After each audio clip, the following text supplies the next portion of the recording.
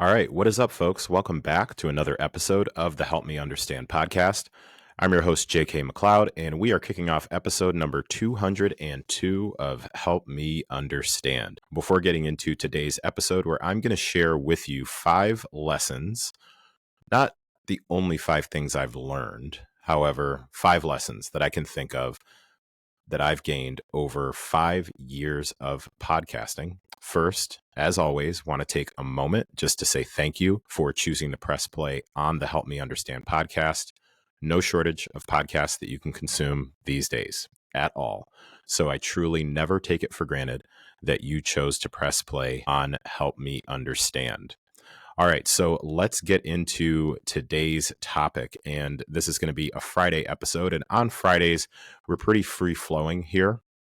I'm actually really proud of myself that I was able to say free flowing and alliterate that properly. So we've already got ourselves a win. On Fridays, we have pretty much open topics. This previous week, I was actually traveling. I was in Columbus for the Arnold, which I referenced on most recent episode on Tuesday. So last Friday's episode was an interview conversation, really more with my friend Jim Hallinan, known online or on Instagram as Jimmy Nutrition. So last week we actually got two episodes that were more fitness / nutrition adjacent. That's how I refer to it. Fitness and nutrition adjacent topics for the podcast. Although Jimmy does, if you didn't listen to that conversation, please give yourself time to really soak in a lot of the different things he talked about, because Jim is definitely someone who is about more than just nutrition. There's so many different layers to the work that he does. So bringing it back to the topic here this week for my Friday episode, again, we're going to talk about 5 lessons that I've learned from 5 years of podcasting. If you are not familiar with a bit of the origin story of Help Me Understand, I will briefly get into that as I share the 5 things. Before getting into any of that, though, I do want to start off with just recapping a few pieces of feedback that I received in the month of February for the Help Me Understand podcast. So if you are not already aware, you can at any point in time hop onto Apple Podcasts and you can leave a rating and a review. So you can leave a rating and review on Apple Podcasts. If you are listening to this on Spotify, you can leave a review and also you can comment on the episode.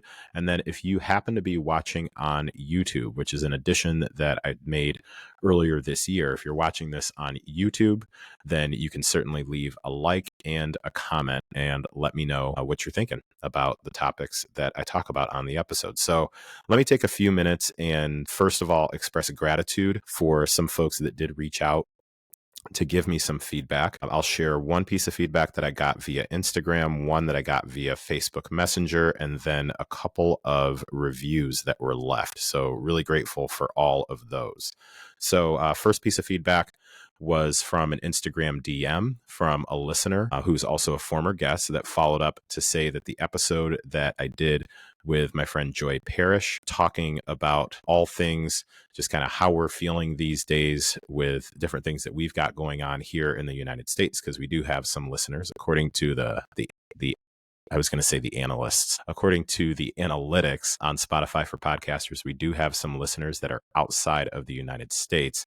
So Joy and I had a conversation about how we are continuing to stay focused on keeping the main thing when it comes to different things that we have going on, especially within the current, we'll call it the current political climate in the United States. And we had a really good discussion there. And that one really felt good about that particular conversation because it was, as all these conversations are, a very authentic conversation between two friends. And it just so happens that Joy is a licensed mental health professional. So the credibility that she brings to that particular conversation as someone who is not only my friend, is also someone who understands the intricacies of mental health, I think made that a very powerful episode. And the piece of feedback that was received for that particular one that I got via Instagram DM was that there were a lot of connection points for this particular individual just in listening to that conversation.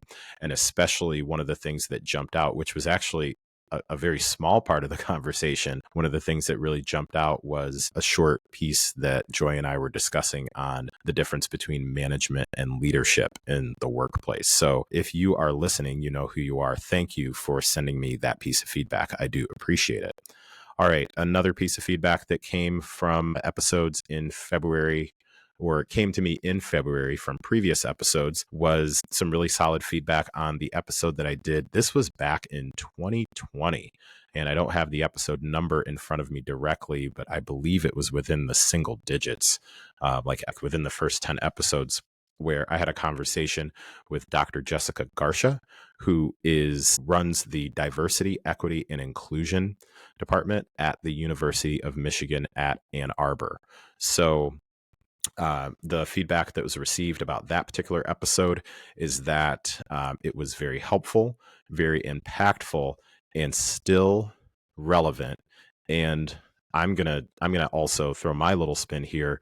Not only is it still relevant, it's almost even more relevant today in 2025 as it was when we had that conversation back in 2020. So if you have not listened to that particular episode, and I'm actually going to take a minute to see if I can tell you exactly which episode number that was. So bear with me for just a minute, because if I'm going to tell you about it, I might as well also reference which episode exactly that was, because I think that is something that could be very helpful. While I'm doing that, though, so while I'm doing that particular episode, again, one of my main pieces of feedback when it came to that particular episode was being able to really help people understand what diversity, equity, and inclusion is, and why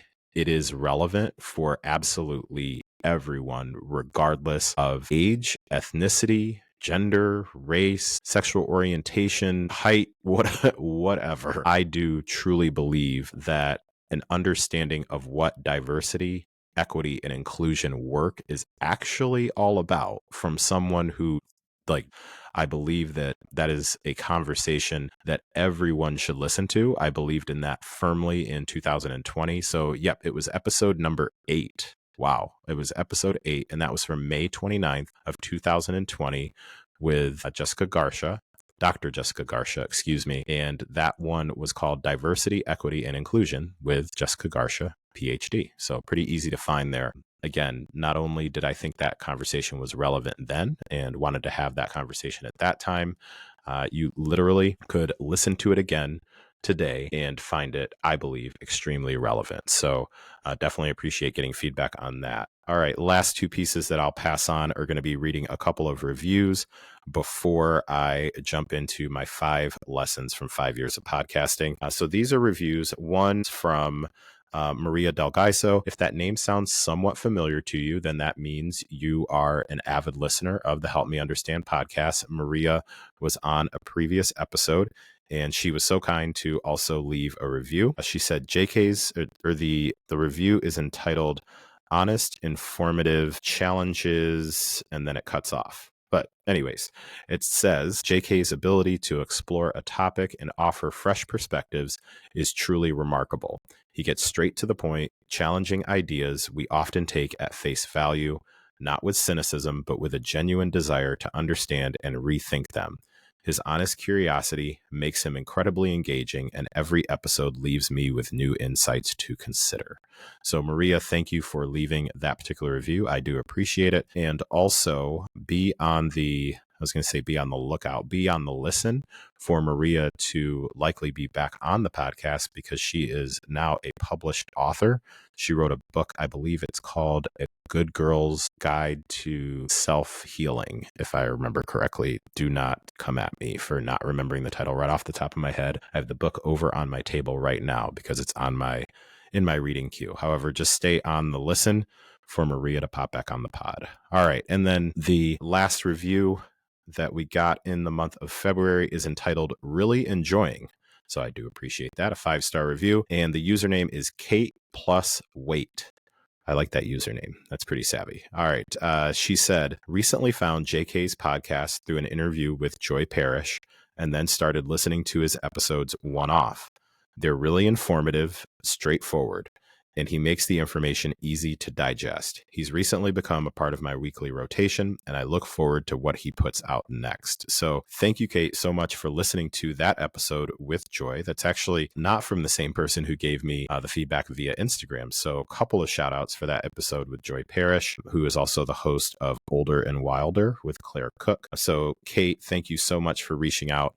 I really appreciate. Thank you for listening to Help Me Understand. All right. So let's get into 5 lessons that I want to pass on to you that I have come to learn from 5 years of podcasting. For those who are not aware, a little bit of the origin story of Help Me Understand. The first episode came out in mid-February 2020. And I remember extremely clearly what was going on when I decided that I wanted to finally start the Help Me Understand podcast. And I've told this story in a very early episode entitled The Origin Story of Help Me Understand. So if you want the long and drawn out version, which I'm really good at doing sometimes, you can go back and listen to that episode. However, first episode came out mid-February 2025. The idea for Help Me Understand was generated months before that. What happened is at one point, I was sitting in the parking lot waiting to go into work, and I decided enough is enough as far as dragging my feet with getting this thing started. So let me reach out to studios. So this was in early 2020. Yeah, this would have been maybe January of 2020, if not December, but I believe like January, mid-January-ish of 2020. I was sitting in the parking lot, got to work early, so had a little bit of time to kill before walking in. So I hopped on my phone, did an internet search for local studios here in our area where I could book studio time. And I called those studios. And then I also made a post on my Facebook page asking if anybody knew of studios or anything like that where I could come in and record a podcast, and something along the lines of, I know that I could just do it myself, but I'm not really looking to do that. I would like it to be something that's professionally produced and inside of a studio, have somebody else do it for me. So that's actually going to relate to one of my lesson number 1, which is getting started is not the hardest part. However, in that particular moment, called around a bunch of places, left some voicemails. I think I did some online contact me forms, and then put out the Facebook post. Had a couple of people that commented. I remember even one person commented that I think their husband or partner owned a recording studio, so they could definitely hook me up, get me started, all that good stuff. So for all of that, and I don't want to do revisionist history and make up a whole story. I will say that for sure I reached out to at least 5 studios. I was going to say it could have been somewhere around 8. For sure I reached out to 5 studios. One of them called me back, one. So shout out to Eclipse Studios in Bloomington, Illinois. One of them called me back and told him what I had going on, and he went ahead and got me set up. So that is direct. And then the rest is history, as they say. So here we are 5 years later. So that directly leads to lesson number 1. Lesson number 1 from 5 years of podcasting: getting started is not the hardest part. And here's what I mean by that. Initially, I thought that getting things started, as soon as I got started, that's all I really needed to do. And a good amount of that belief was born from the fact that I was telling myself that this whole thing was way more difficult to get started than it actually was.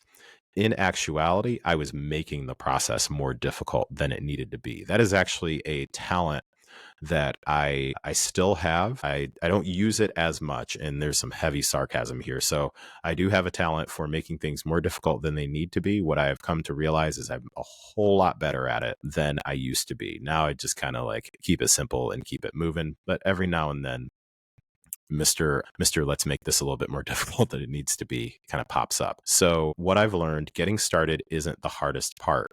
So initially, the difficult, quote unquote, difficult parts were 1, getting studio time secured, Two, trying to figure out, okay, what was the structure going to be for the actual podcast? When was I going to release the podcast? Like all these different things that I was thinking I needed to have in place. And what I've come to now learn is that getting started isn't the hardest part.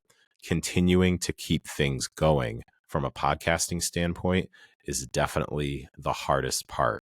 Where that comes into play for me specifically is because with podcasting, and this will relate to one of the other lessons, with podcasting, most of us, and referring to most of us as far as podcasters who are still doing this, and I say this from the perspective of being connected to and still communicating to a decent amount of folks who are still active in the podcasting space, and then even actually more who have started a podcast or done a few episodes and then dropped off, what you tend to find is that sometimes it can become more and more difficult to show up with consistency because you are most of the time talking to a screen like I am now. Like I'm looking at a camera, talking to a screen. And as someone who, when it comes to communication in the work that I do in the coaching space and then also in the retail sales space, a good amount of how I believe that I'm effective is being able to try to translate and understand signals that I'm getting from the other individual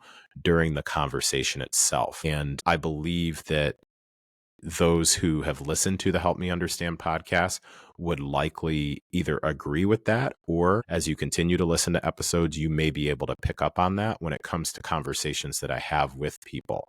So being able to pick up on particular cues or really listen to what the person is saying, that is one thing that I will humbly pride myself on, is consistent feedback from guests that have been on the podcast, especially those who have done other podcast interviews, is that they have consistently given me the feedback that our conversations are some of their favorites because they believe I was actually listening to what they were saying versus where they may be in other conversations where there's not as much active listening going on. So the person is just kind of going through a list of questions versus actually listening to what they're saying and then wanting to, as we say, like pull on that thread or peel back those layers a little bit more and really try to help me understand what they're talking about and really get into like the stuff that's the context. That's my tagline, like the context behind the things that we experience in everyday life.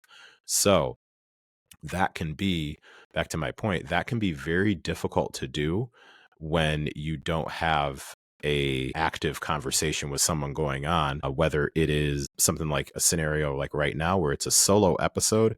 So I have no idea if you've even listened this far. I have no idea if like you're rocking with what I'm saying or not, or if it's resonating, or I have no idea what the other person is thinking. It's just a monologue and stream of consciousness just going on here. So that is one of the reasons that I do like formats like, for example, YouTube and or Spotify, where you can leave comments in the moment and let me know what you're thinking as you're listening to the episode. So that's one of the major contributors or beliefs that I have that I believe contributed to this first lesson, that getting started isn't the hardest part. Continuing to show up is. So that's lesson number one. All right. Lesson number two, be prepared to adjust things. And the very first thing that comes to mind for me is what I thought I was going to use as far as the structure for Help Me Understand had to be, if I wanted to continue to actually do episodes, had to be thrown out the window hella quick once I realized, like, so when you start a podcast, you don't immediately have like 10,000 people listening and then maybe an occasional sponsor or something like that. And so studio time, that's not like, $10 an hour for studio time. So initially when I started the podcast, I internally was like, okay, I'm only going to do interviews. I'm not going to do really solo episodes. at first. And I think I quickly scrapped that within like the first like 3 weeks. So at first I was like, okay, I'm only doing in-person interviews. So episode number 1 was with my friend Maggie Lakebrink, who's been on the show multiple times. She's a school psychologist, and our conversation was at a live studio here in our area because she's located here locally. She's somebody that I knew in person. And so I was like, this is great. This is going to be the format for all of my episodes. And keep in mind, that first episode came out in February of 2020.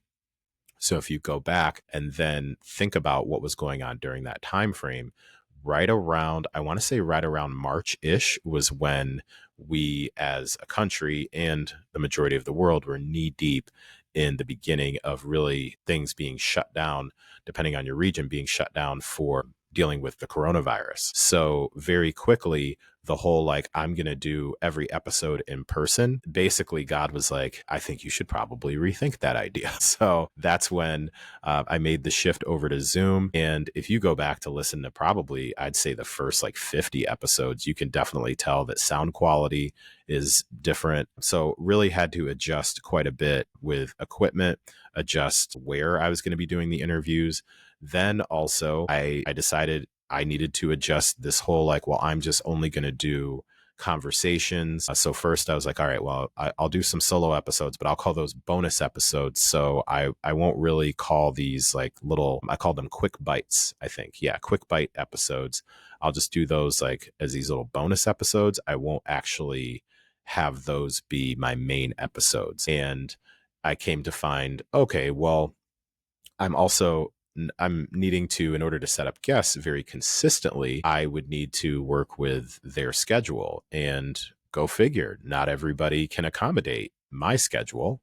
They have lives too. So I don't mean that to say that people were difficult or anything like that. So far, I would say the overwhelming majority, in fact, just about everybody except literally one person, every person, trying to think to make sure. Yeah, for the most part, let's say 98.9% of the people that I have reached out to and got a response from to ask them to appear or have a conversation on the Help Me Understand podcast, whether that conversation has already happened or if I've said, hey, would you be interested in the future? 98.9% of those people have said yes. There's one that said no right off the bat very early in the process. And one day I'm going to tell that story. One day I hope to be able to tell that story in a really impactful way, because I still have not forgotten it, because it was within the first month of me starting the podcast.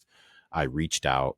They asked me to send them an example of one of the episodes that I had already put out. So I was super stoked, because I was like, well, yeah, I got you, because episode number 1 I had done in a professional recording studio. So it sounded great, that sort of a thing. And I reached out to them, sent them a copy of that episode, I think the Spotify link or something along those lines. They replied back to me that they were not interested. Didn't really give me a whole lot other than not interested. So that's okay, though.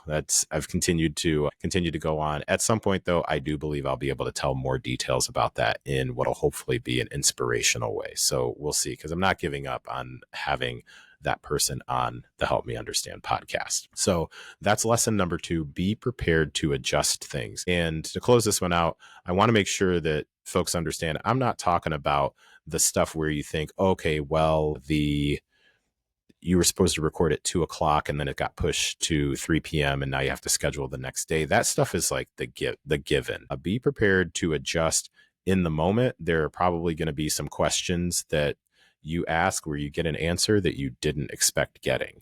Be prepared that occasionally you're going to have equipment that totally just doesn't work. A certain microphone decides not to work, and you will need to make a decision in that moment.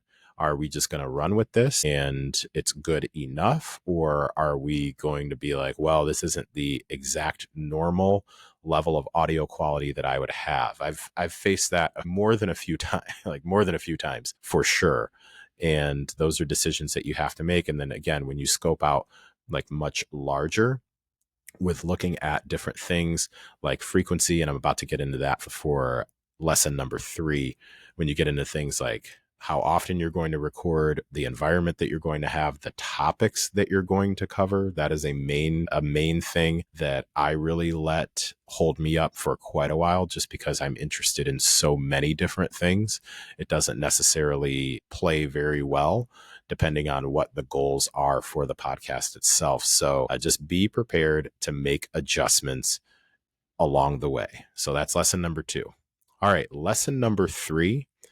For anyone who is looking to start and continue to show up consistently with a podcast, set a foundation of 1 episode per week and put the day on your calendar that you are going to record that podcast. So again, for anybody who is looking to start and continue the podcast, and I'm going to let you know why I'm putting extra emphasis on the start and continue to put out a podcast consistently, set the foundation of putting out 1 episode per week. So 1 episode or more. You can certainly do more. And I've talked about the language of, instead of saying at least, let's try to shift. And I'm getting better at it. Shift towards 1 or more episodes per week and put it on your calendar.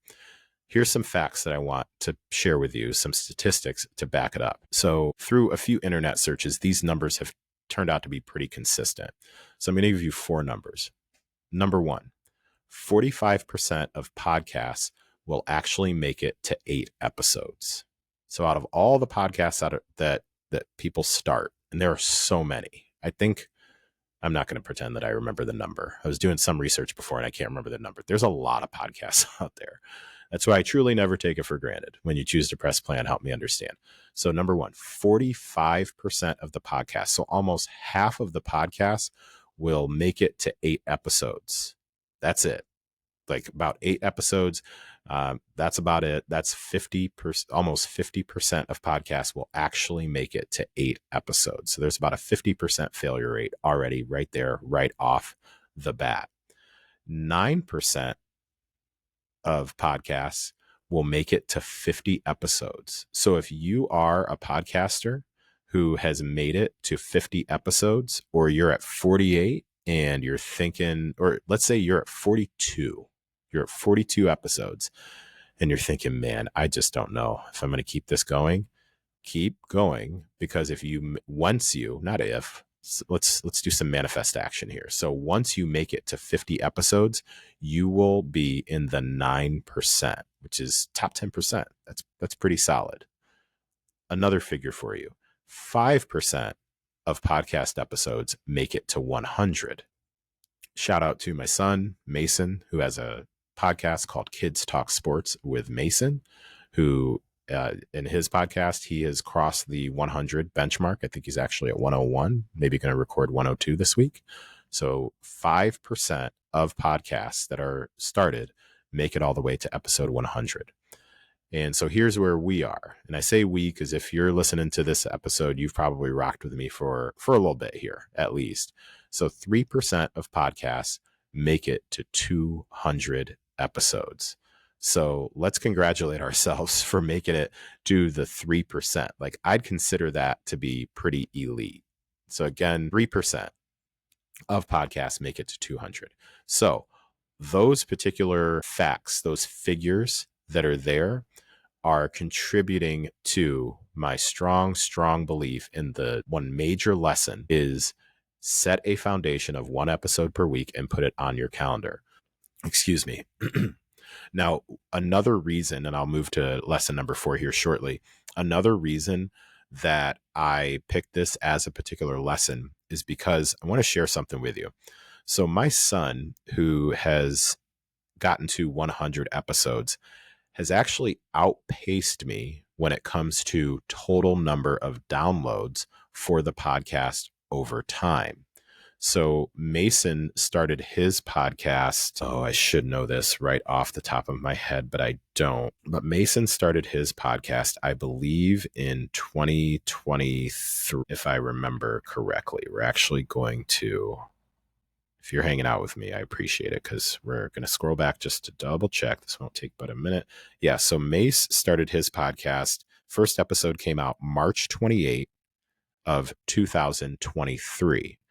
My first episode came out mid-February 2020. So I had a 3-year head start. I also have 100 more episodes. He has thousands more downloads than I do. And I will tell you, one of the main reasons that I believe, as someone who's pretty much like got a front row seat to everything that he does when it comes to podcasting, which respectfully, it's not a lot. Like we don't overcomplicate this whole thing for him when it comes to making his podcast. Like we keep it, like you might almost be horrified with how simple we make it, so that he can just do what he needs to do, put his episode together, record, quick, like piece everything together, and then post. The whole process, literally from him sitting down to record to me releasing it and him working alongside with me to get that posted, might take 35 minutes at the most. The main thing is his consistency. He has been wildly consistent, and for the weeks that he records, and I phrase it that way because he took a purposeful break at the end of the school year last year. So 2024, he took a break from the end of the school year to the start of the school year. So over the summer, he took a break from doing episodes over the summer. Other than that particular break, which is a planned break for him, he made that decision, which I fully supported. He recorded one or more episodes per week, every single week, without fail, never stopped showing up. I, on the other hand, over 5 years, there would be some times where I'd put out one per week. There were times where I'd put out two per week. There were some weeks where I put out three. And then there would be weeks in a row where I wouldn't put out anything. And when I say anything, I mean nothing. Put out no episodes. So I remember specifically having a conversation with him one time where we were in the car, and he has the Podcasters app on his phone, so he's able to see the analytics for his podcast. And he asked me one time, hey, how many downloads do you have? And I don't remember how many I had at the time, but I told him the number, and he said, I'm going to catch you. And I said, well, that's, bro, like I'm so far ahead of you. Like that's not going to happen.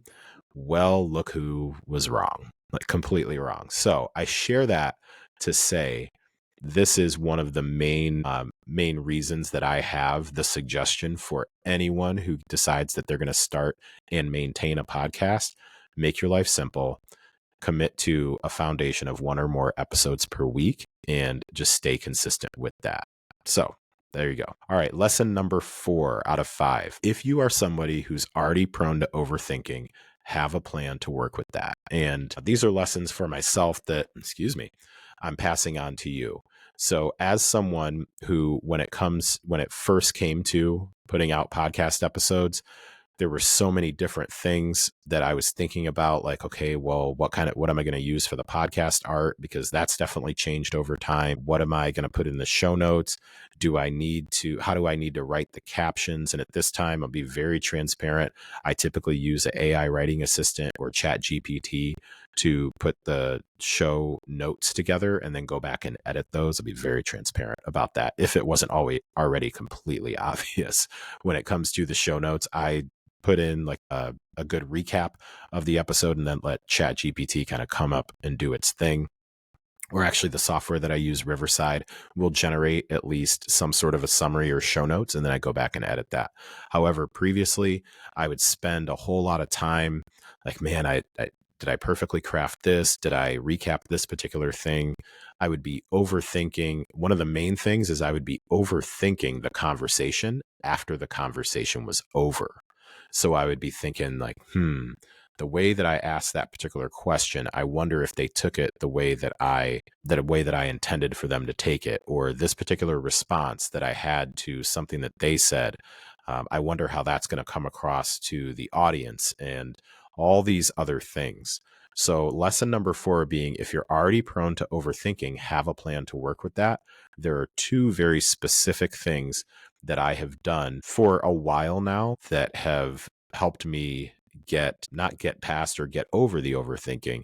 They have minimized that slowing down the whole process. So the first thing is, if you can offload any sort of your editing, do that. And when I first started getting episodes actually edited, other than two episodes that I've done inside of that studio, like we did episode number 1 with Maggie, and then much later on, I did an episode with Erica and Corey where we were talking. It's called a conversation about confidence, and we were talking about being parents and especially them being moms of daughters. We were talking about confidence, and I wanted to have like a really solid setup for that, especially with 2 other people, and they were both in person. They were both here in our area. So other than those 2, then any episodes that have been edited, what I did was I hopped on to Fiverr, or for most of those, I hopped on to Fiverr, found somebody, and then we still have a relationship to this day. The particular individual who, if I do need editing done, they are the person that I go to. Now, I don't get every single episode edited. And when we talk about editing, what I'm talking about is when I hand the episode over to him, the raw files over to him, I specifically let him know, do not cut any part of it out.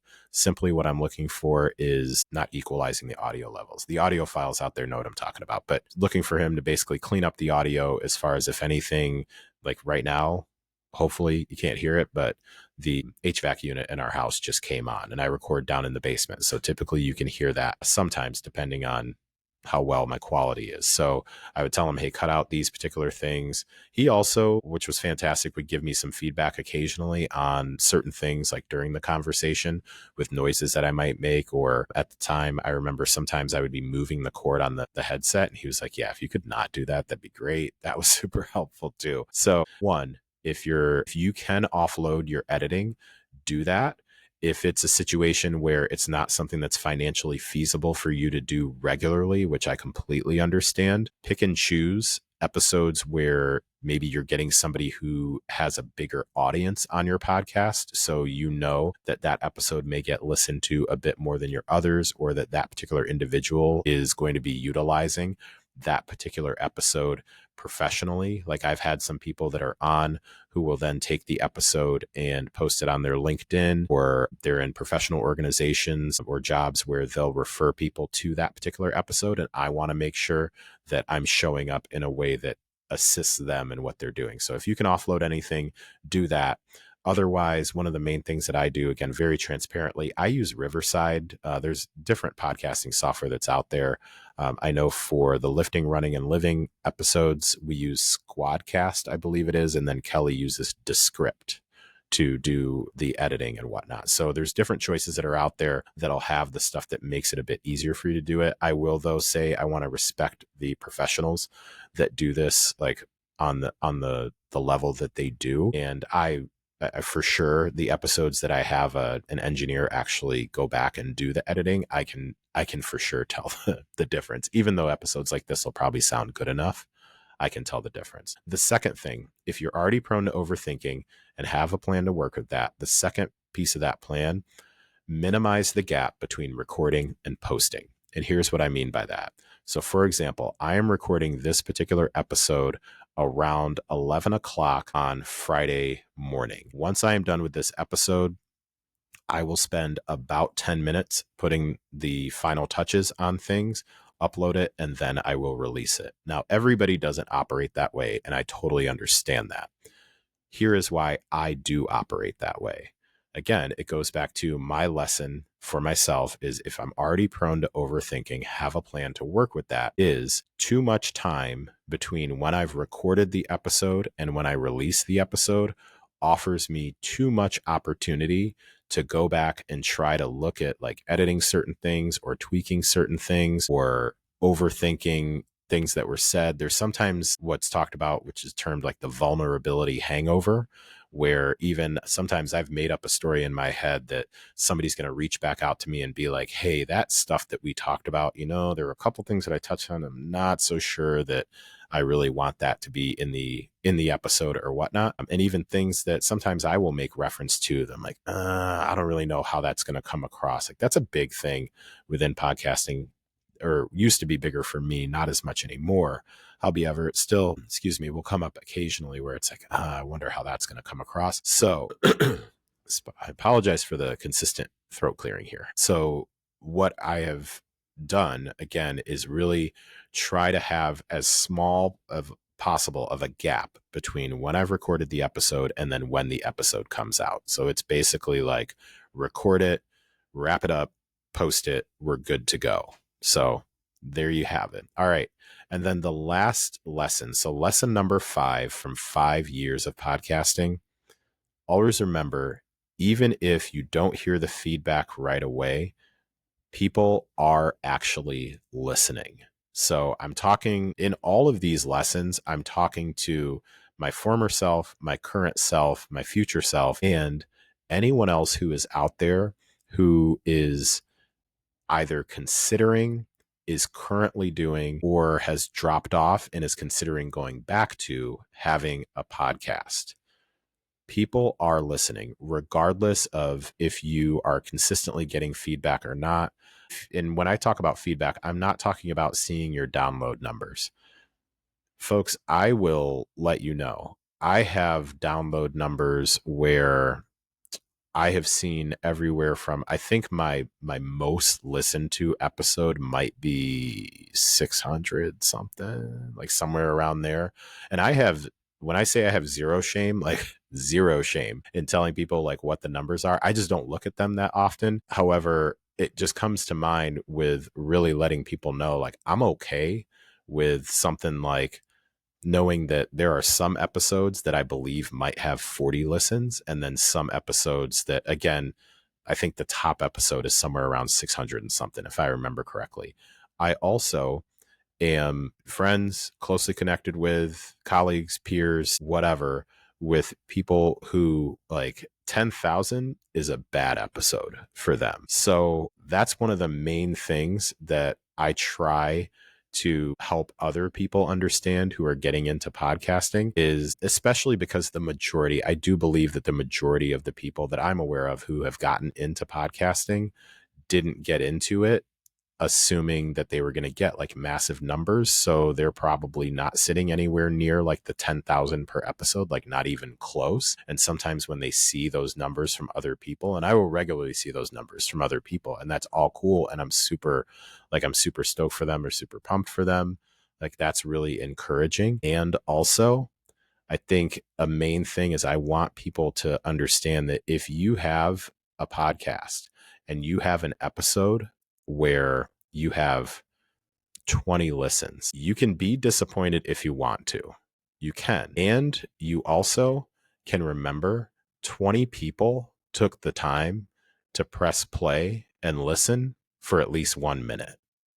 Because in general, many of the podcasting software that will give you your analytics and let you know how many listens or downloads or streams or whatever the terminology is that they're using that you have, there's basically a criteria. And generally, and I haven't dug into this in a while. However, from my understanding, generally the criteria is that they have to have listened for at least 1 minute uninterrupted. I'm not sure if that's changed recently.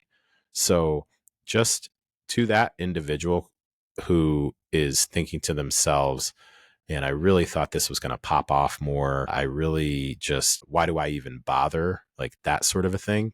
I want you to try and visualize, and I will be wrapping up here shortly. So we're coming to a close here. I want you to visualize something, because this is something where this is basically a conversation that I had with myself a few years back. So again, been in the game for about 5 years now, and I have been all over the map when it comes to number of downloads. I've been in the low double digits, and I've been in the high triple digits. I still haven't cracked 4 digits for any episodes yet. That's another thing too, just very quickly, people will go back and listen to older episodes. So don't just assume like, okay, well now I'm on episode 202, so nobody's listening to episode 43. People definitely go back and listen to other episodes. So keep that in mind. So here's what I want you to visualize to close things out. So I'm talking directly to the person who has started a podcast or is considering starting, or quit and is maybe considering going back. I want you to picture a room that you are in, and you are going to give a talk or have a conversation, a one-sided conversation. And if you were to tell me in that particular room, if you're passionate about what you're talking about and what you're talking about, you believe actually matters, it actually makes a difference for people, and you had 23 people show up, instead of being disappointed that 23 people showed up instead of 230 or 2,300 or 23,000 or whatever number you're comparing it to that someone else you know has, remind yourself that 23 people took the time to listen to what you had to say. And if you're even more blessed, then you may get one or two of those people who take the time to tell you how thankful they are for what you shared. So to wrap things up, just remember, even if you don't hear that feedback immediately, even if you don't have the quantity that someone else that you know may have, don't take it for granted that just because you don't have X number, that people aren't listening and that people aren't being impacted. So again, 23 people showed up in a room. Those 23 people took the time to do that. So it's the same thing when they're listening to your podcast. 23 people decided to listen to your podcast. So you have the opportunity to impact those 23 people. So just keep that in mind. Now, more often than not, over time, if you are consistent with your message and consistently show up, and learn from my mistake here. So I'm still building back a lot of audience that I lost. However, be consistent, continue to show up, then you will typically find, if you continue to show up, that people will start to show up more for you. So keep that in mind. All right. So those are, closing this out, 5 lessons from 5 years of podcasting. If you have stuck around this long, I sincerely appreciate you. I'm pretty certain we're going to get more than 23 listens on this episode. It's been a while since I've hit that particular number. In fact, I don't think any of the episodes are quite at that point. However, I just wanted to use that number just to really illustrate a point, because I will get people who will occasionally reach out and say, hey, you've been doing this for a while. Any tips or anything like that? So these are basically, I'm just going to point them to this episode. These are the 5 things that are lessons that I've learned. And hopefully I've also kept the integrity of the help me understand mindset, which is to give you some context and understanding in each and every one of these lessons. So to close things out here, as always, remember that the Help Me Understand podcast is sponsored by Feed Your Habits. Feed Your Habits is is apparel featuring t-shirts, hoodies, crew necks, and joggers for people that believe that habits don't just happen, they get fed. So just hop on to feedyourhabits.com. In checkout, put in the code JKFYH in all caps, JKFYH. That will get you an additional 10% off along with free shipping in the United States. So thank you, Feed Your Habits, which is transparently a company that I co-own with my business partners, for sponsoring the Help Me Understand podcast. All right. Thank you again for listening. Thank you, especially if you've been here, like if you're one of my year ones. I sincerely appreciate you. Thank you. Take care, and we'll talk to you next time.